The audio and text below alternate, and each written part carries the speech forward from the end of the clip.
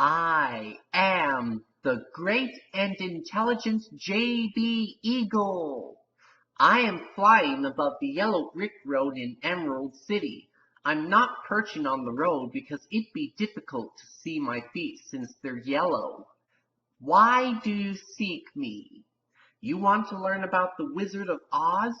Your request has been granted, for I will go over the film with you while I soar.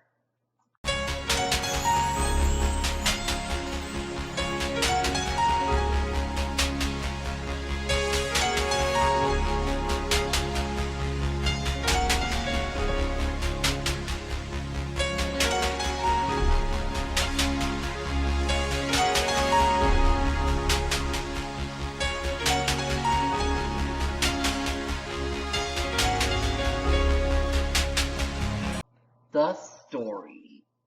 The story comes first with every review. When a tornado rips through Kansas, Dorothy and her dog, Toto, are whisked away in their house to the magical land of Oz.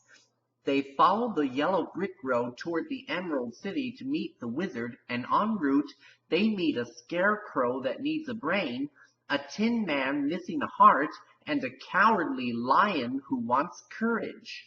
The wizard asks the group to bring him the broom of the Wicked Witch of the West to earn his help. I've never seen the film before, but this is my first time seeing it. Behind the scenes. Your request to go behind the scenes has been granted. The tornado was a 35-foot-long muslin stocking spun around among miniatures of a Kansas farm and fields in a dusty atmosphere. A reference to something in the book not included in the script can be seen in the movie. It is the kiss Glinda gives Dorothy on the forehead that protects her from the Wicked Witch, as none dare harm someone who bears the kiss of the Good Witch. In the famous poppy field scene in which Dorothy falls asleep, the snow used in those camera shots was made from 100% industrial-grade chrysotile asbestos, despite the fact that the health hazards of asbestos had been known for several years.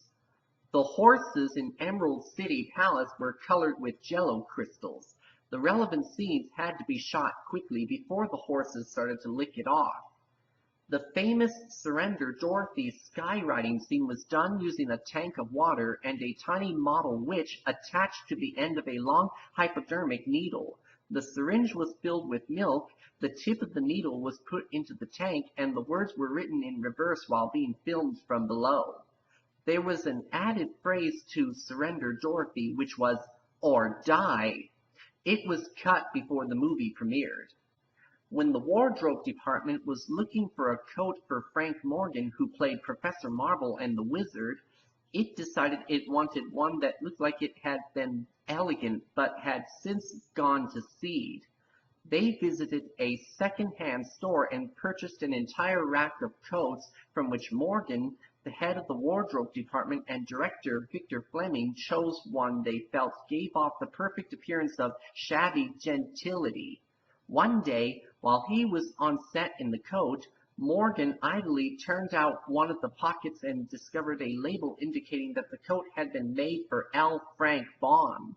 Mary Mayer, a unit publicist for the film, contacted the tailor and Baum's widow, who both verified that the coat had at one time had been owned by the author of the original Wizard of Oz books.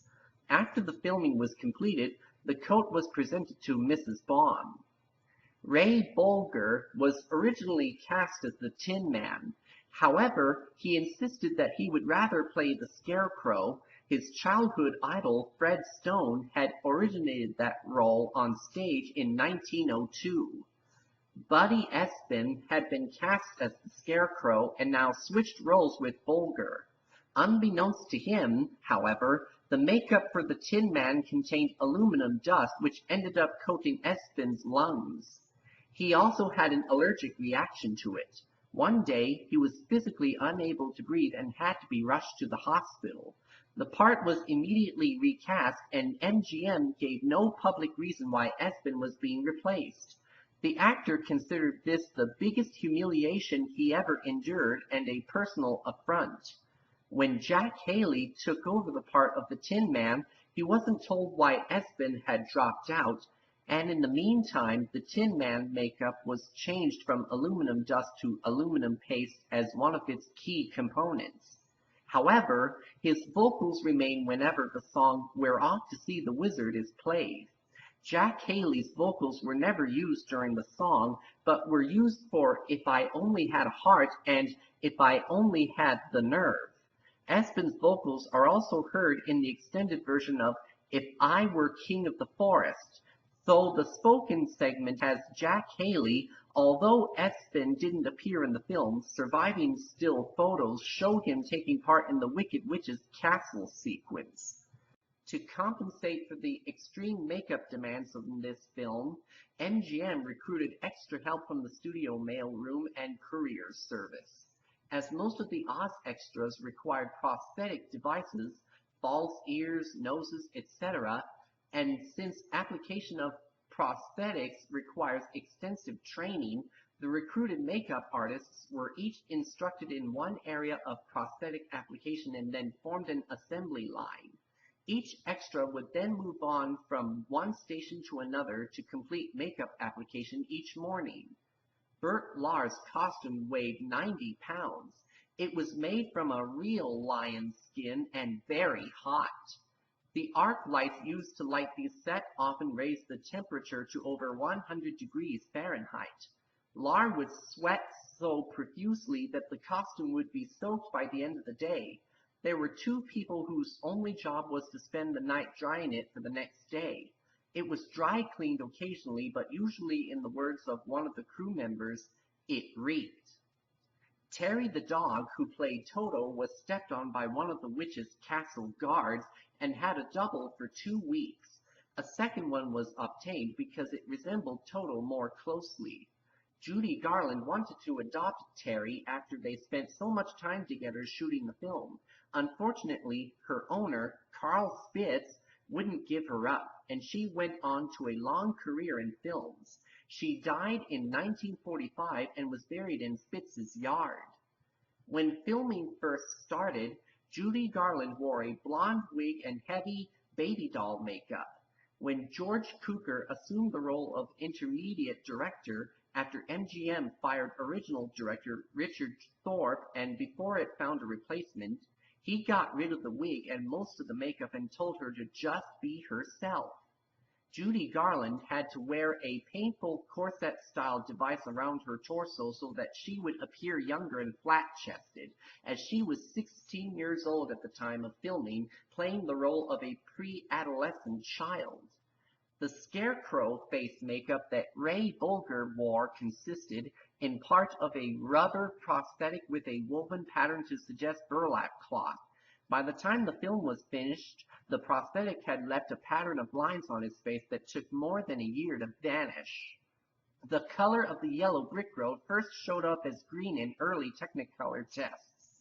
It was adjusted so that it would read properly as yellow in the early 3-strip Technicolor process, which in 1938 through 39 was still in its experimental stage.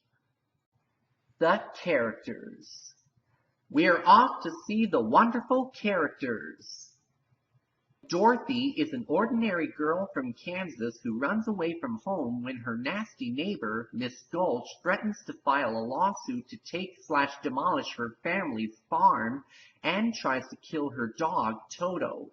But when a kind gypsy named Professor Marvel convinces her that her family and friends care about her, she goes back.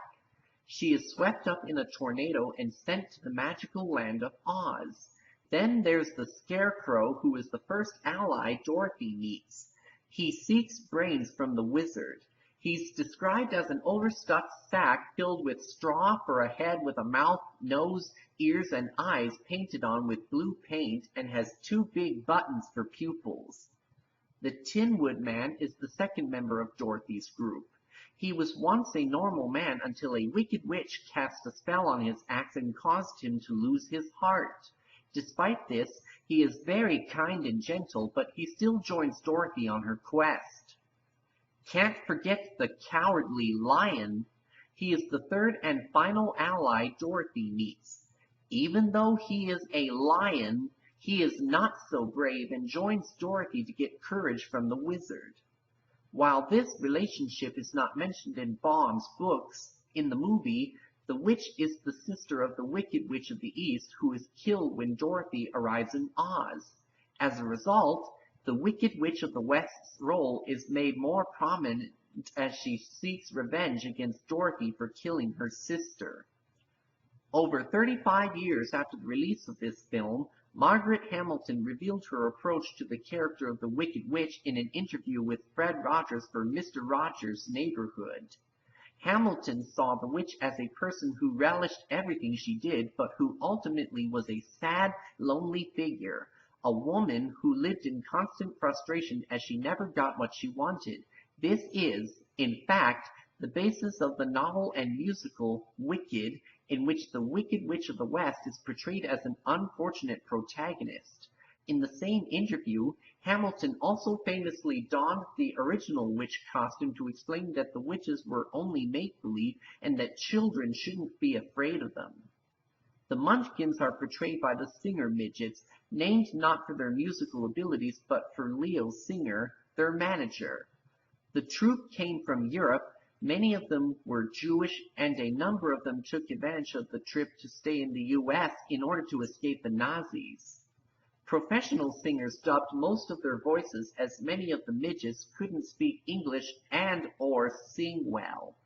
Only two are heard speaking with their real-life voices, the ones who give Dorothy flowers after she has climbed into the carriage.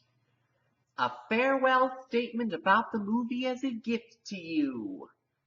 The title role was written with W.C. Fields in mind.